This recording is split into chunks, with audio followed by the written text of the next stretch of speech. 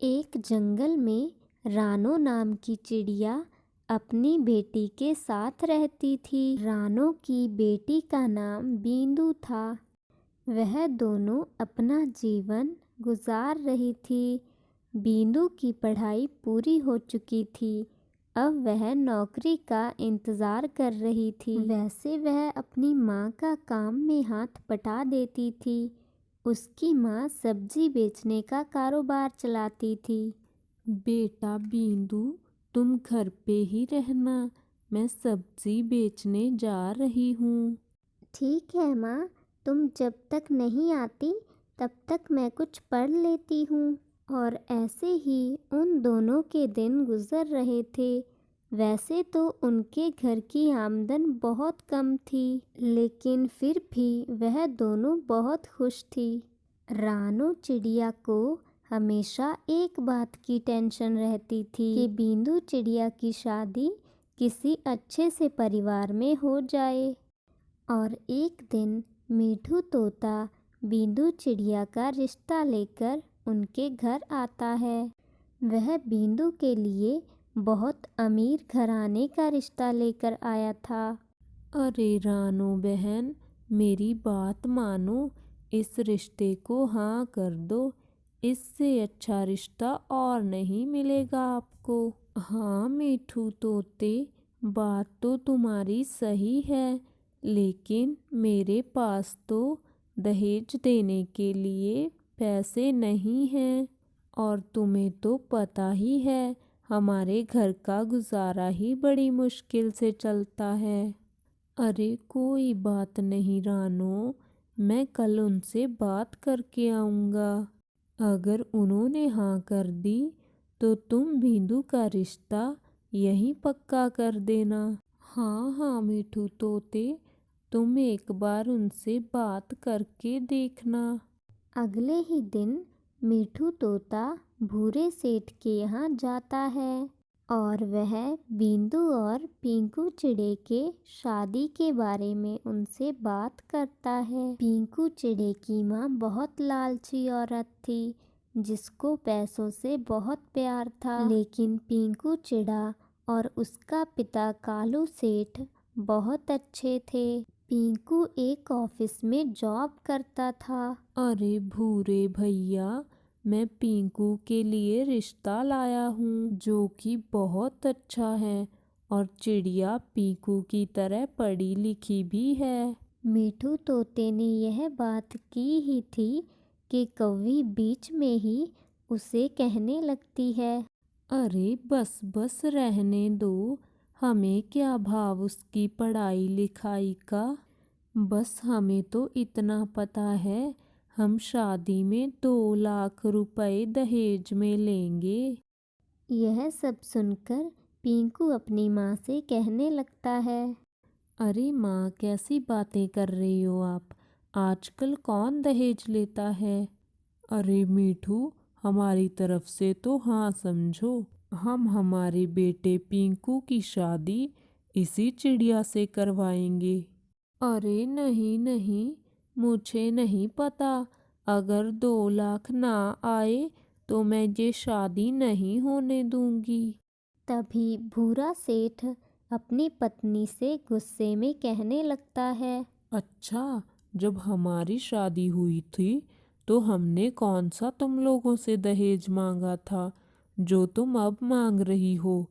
तुम चुप ही रहो बस।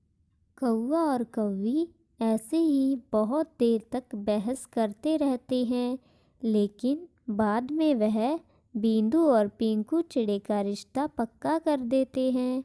अगले ही दिन मीठू तोता रानो चिड़िया के घर खुशखबरी देने चला जाता है। अरे रानू बहन, आपको बधाई हो, रिश्ता पक्का हो गया। बहुत अच्छा परिवार है, बींदू तो ऐश करेगी वहाँ। चलो शुक्र है, अब मेरी सारी टेंशन दूर हो जाएगी। और ऐसे ही मीठू तोता और रानो चिड़िया बहुत देर तक आपस में बातें करते रहते हैं। अरे रानो, कितनी देर हो गई मुझे यहाँ आए हुए, लेकिन बींदू कहीं पर दिखाई ही नहीं दे रही। अरे हाँ मीठू भैया, आज बिंदु का एग्ज़ाम था, इसीलिए वो वहाँ गई। कह रही थी बहुत ज़रूरी एग्ज़ाम है ये। जब शाम को बिंदु चिड़िया घर आती है तो रानू उसको उसकी शादी के बारे में बता देती है। अरे माँ, आज ही तो मैं एग्ज़ाम देकर आई हूँ। एक बार हम रिज़ल्ट तो देख लें। अगर मेरा ये इम्तिहान पास हो गया तो मुझे टीचर की जॉब मिल जाएगी। अरे बिंदु बेटा, रिज़ल्ट का क्या पता कब आएगा। मैं तो बस एक बार तसल्ली से तुम्हारी शादी कर दूँ, फिर मुझे कोई चिंता नहीं रहेगी। और फिर एक हफ्ते बाद ही बिंदु की पिंकू चिड़े से शादी हो जाती है। कुछ दिन गुजर जाते हैं। पिंकू चिड़ा ऑफिस जाने लगता है। उसके जाने के बाद कौवी बिंदु को बहुत ताने देती है कि वह दहेज में कुछ नहीं लेकर आई। अरे नासपिटी, दहेज में तो कुछ लेकर नहीं आई। अब चल, घर का सारा काम तो कर ले, ऐसे ही पड़ा है सारा। ठीक है माँ जी, मैं अभी सारा काम कर देती हूँ। कौवी बिंदु को बहुत तंग करती है। वह उसको हर समय सुनाती रहती थी। बिंदु अपनी माँ को और पिंकू को कुछ नहीं बताती। कुछ दिनों के बाद पिंकू का ऑफिस में किसी से झगड़ा हो जाता है तो वह उस ऑफिस में से नौकरी छोड़कर घर आ जाता है। अब घर के सभी सदस्य बहुत परेशान थे क्योंकि घर में कमाने वाला कोई नहीं था और खर्चा दिन ब दिन बढ़ता जा रहा था। एक दिन सभी बैठे हुए थे। बिंदु खाना बना रही थी, लेकिन तभी कोई दरवाज़ा खटखटाता है। एक मिनट पापा, मैं देखता हूँ दरवाजे पर कौन है। जब पिंकू दरवाज़ा खोलता है तो वह देखता है दरवाजे पर एक कबूतर आया हुआ था। हाँ भाई, बताओ क्या बात है, किससे मिलना है आपको? अरे सर, यहाँ पर कोई बिंदु नाम की चिड़िया रहती है क्या? मुझे उन्हीं से मिलना है। अरे बिंदु मेरी ही पत्नी है, आपको जो बताना है मुझे ही बता दीजिए।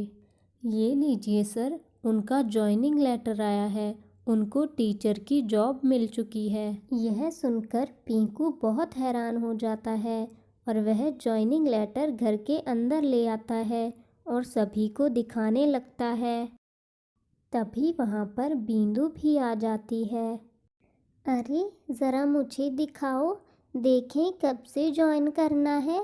बिंदु जब ज्वाइनिंग लेटर देखती है तो उसे पता चलता है कि उसे कल के दिन ही ज्वाइन करना है और सभी बहुत खुश हो जाते हैं। अरे क्या बात है बिंदु, तुमने तो कमाल ही कर दिया। देखा, हमें कितनी पढ़ी लिखी और समझदार बहू मिली है, और अब से ये जॉब भी करेगी। इस तरह सभी बिंदु से बहुत प्यार करने लगते हैं और कौवी भी उसकी बहुत तारीफ करती है। यह सब देखकर बिंदु बहुत खुश हो जाती है।